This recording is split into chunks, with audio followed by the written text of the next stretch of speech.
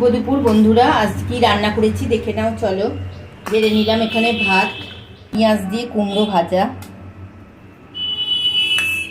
করেছি, বেগুন ভাজা,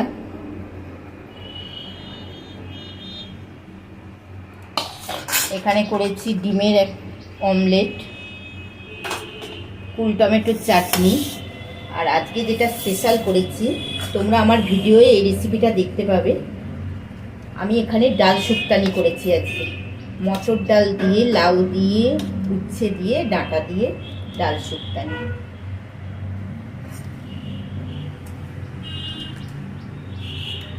এটা খাবে গরমকালে, ভীষণ ভীষণ ভালো লাগবে এই ডালটা খেতে।